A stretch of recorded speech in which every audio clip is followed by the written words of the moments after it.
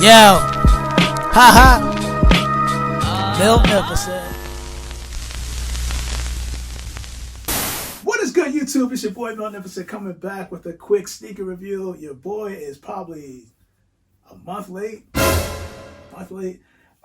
This is the Hyper Royal video. You've seen the review, but there are certain things that actually there's a certain thing I didn't know about a Jordan 14 before that I know now. Now, I previously had the Jordan 14 SC Ferrari Yellows. You can see it right here. This is pretty dope. I like this shoe. It was my first Jordan 14 ever in my collection. And then I just realized, you know what? There are two different styles of Jordan 14s because, you know, you got the Jordan 14 with the ridges going through on the side panels. But in this case, this was the Ferrari Yellow. I think there was a yellow, and I think there was a Ferrari black, if I'm not mistaken. But let's just get straight into the video because, quite frankly, this was the sneaker that I was talking about, and I think it was a previous video, where this is the first time Dick's has done a pre-order. Dick's Sporting Goods has done a pre-order for a shoe. This led me to believe that there were previous organizations, shoe organizations, you name it, Dick's Sporting Goods, Foot Locker, and I think a few others that got their shipment in late. So because of that, people weren't seeing pairs. Depending on what you or where you ordered the Jordan 14 Hyper Royals, you probably saw it the same day. You probably saw it next week or the following week.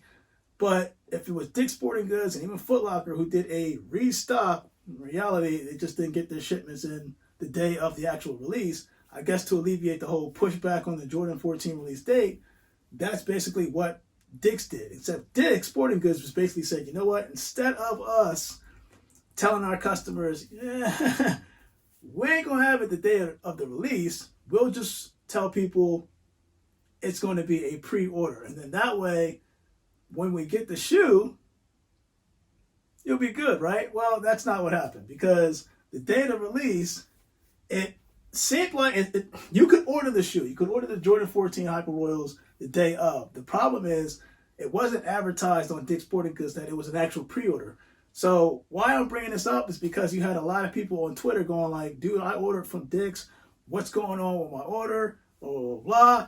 And I think that from a marketing and from a business standpoint, that when you know that you're going to do a pre-order, that it would be good to have some type of message during the sale so that when people are going after these shoes, people would know that, yes, this is a pre-order. You're not going to get the shoe until whatever X date.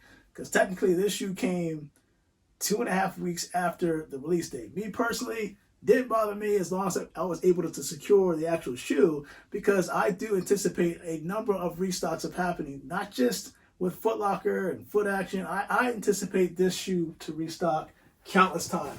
And I'm pretty sure a lot of people did reviews over this, but this is my pair. You can see right here, it's a size 13. So I'm just going to pull this out real quick, do a quick on feed. But I wanted to talk about this because this is my first Jordan 14, like I said, with this model that has the ridges on the side panels.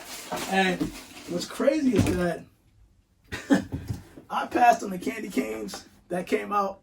Well, you know what? Sorry. I think at the time it was called the Rick Hamiltons, whatever how the marketing scheme was. But it was this shoe right here, which the candy canes, or the Rick Hamilton, whatever you want to call it. I passed on the shoe, and then I was like, you know what? I don't want the shoe because it's too much white, right? So I was like, I'm going to keep the same energy. Nothing's going to change my mind. Until I saw somebody walking down the street with it, and it was like, oh, dang, I should have done that. And by the time I could have had a pair, my own personal pair, the prices just skyrocketed. So I didn't want to make that same mistake with the Hyper Royals.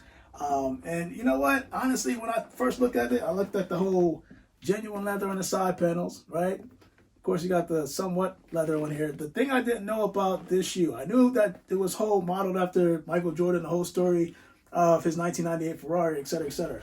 The one thing I didn't know, and I think a lot of people may or may not know, is the fact that when you look at the shoe, there's a reason why you see a series of Jordan logos, Jumpman logos, on each pair. So the story, that at least what I read, is that there are 7 Jumpman logos on each pair, each shoe. when you total them up, 7 plus 7, it equals 14. So if you take away the Jordan logo that you'll see on the sizing tag on the inside of the shoe, when you combine them, it equals 14. So let's just see if I can pinpoint all of them and just take a look at it. Okay, so I know that based off the laces alone, that there are Jumpman logos on there. Let me just see if I can get close enough so you can actually see that. So on each aglet, there is a Jordan logo. So right there off the top, that's 2 right there. There's 2 Jumpman logos. On the inside, let me take the shoe tree out. On the inside of the Jumpman, on the inside of the Jordan 14 shoe, you can see right there on the insole, there's a Jordan logo. That would make 3. On the Ferrari tag, right there, that would make 4 for a Jordan logo.